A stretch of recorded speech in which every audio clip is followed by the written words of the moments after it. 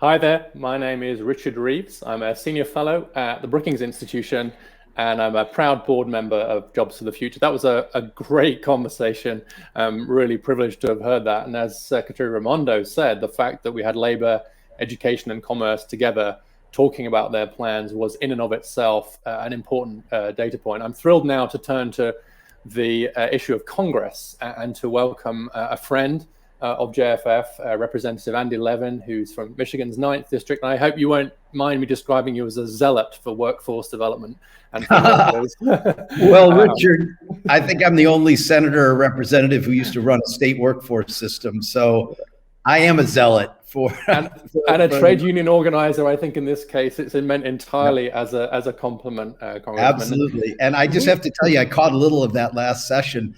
I see each of them separately, but it was fun to see all three of them together. So that was terrific. And to see the connections, as they all said, between yes, what are very often silos. But it's also implicit in what they were saying, of course, that they need you. They need Congress. Yes. They need legislation to do much of what they want to do. Of course, they can do a certain amount. And so we obviously heard about some of that legislation, the American Family Plan and so on. But as someone who is more responsible than many others, I think, in terms of thinking about this legislation, what are your eyes on right now? What are the laws which you're most concerned to see go through over the next year or so? What are you watching most closely and pushing for hardest?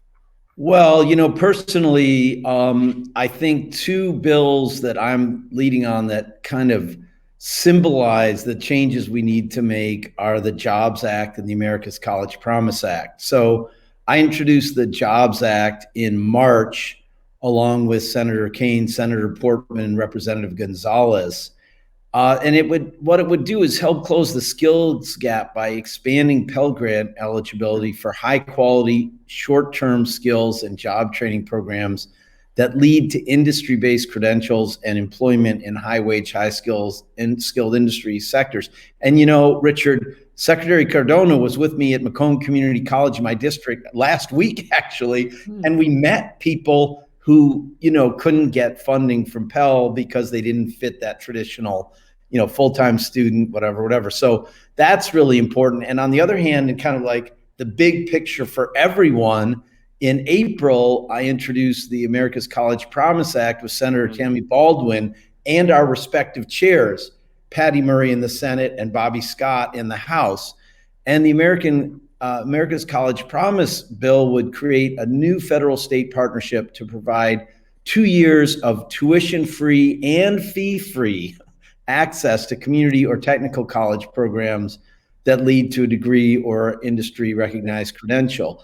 And it encourages the states to invest. We're basically giving them $3 for every dollar they put in to achieve this. And it gives a similar deal for minority serving institutions like HBCUs and so forth. So, and this is completely, both of these bills are part of the president's plan. And for me, it's really cool because I introduced them both last Congress, but now it's a whole different ballgame. We are working with an administration that wants to get this done.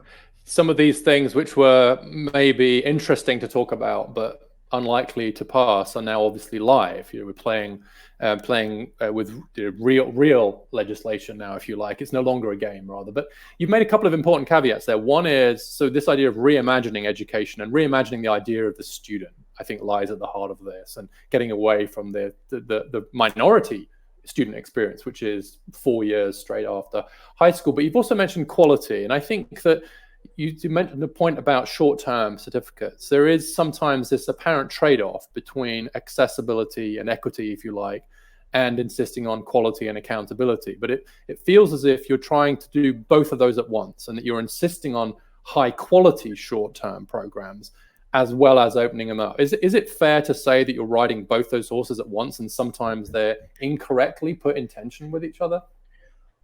100%. And both of those bills have very explicit language that require quality, that require measuring what we're doing over time, which JFF is like a great example of an organization that does a lot of that analysis.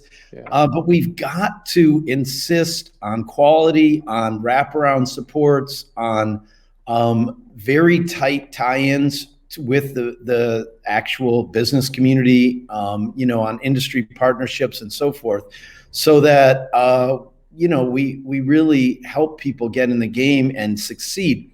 When it seems like 100 years ago when I ran the Michigan workforce system, and I created the No Worker Left Behind program, and people said, Richard, those people won't go back to school. Are you kidding? The unemployed, the underemployed in Michigan during the auto implosion and then the Great Recession, they're 30, they're 40, they're 50. They don't want to go on a campus with a bunch of tattooed young people or whatever the stereotype might be.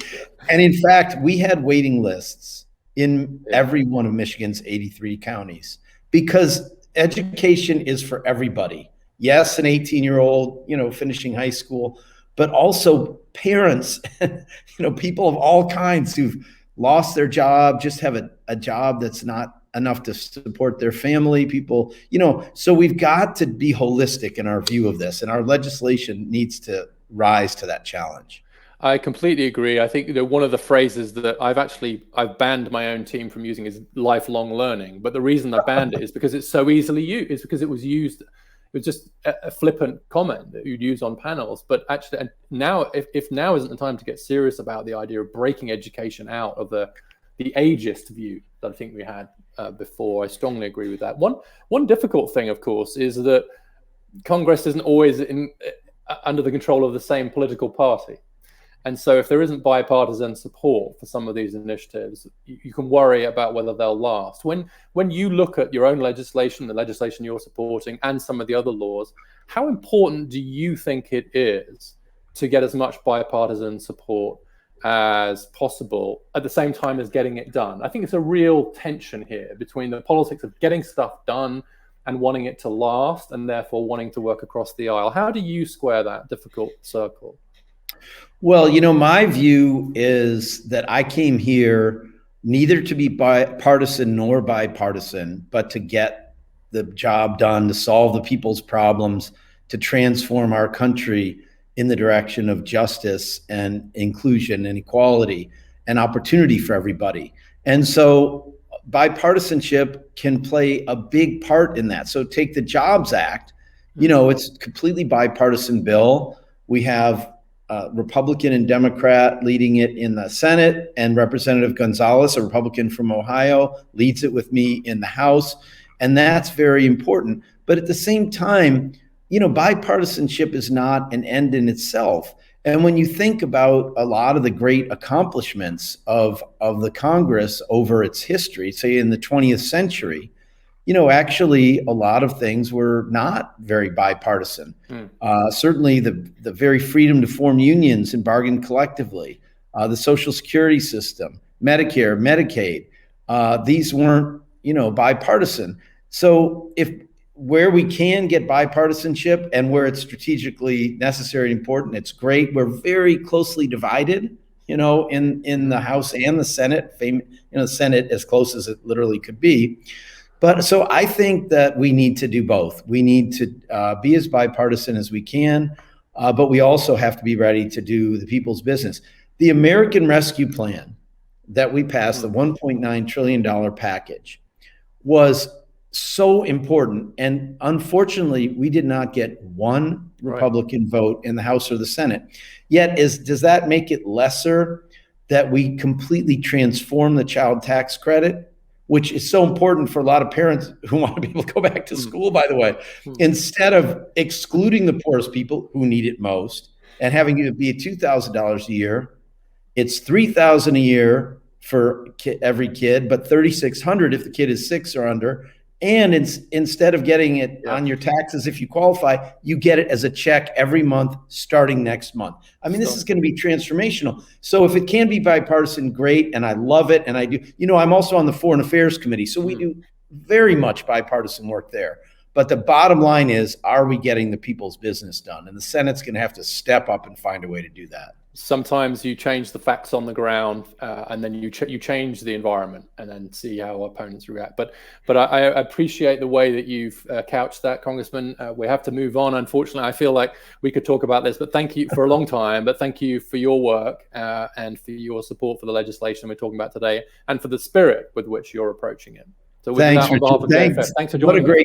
Yeah, what a great conference. Congrats on the whole thing and good luck. Take care.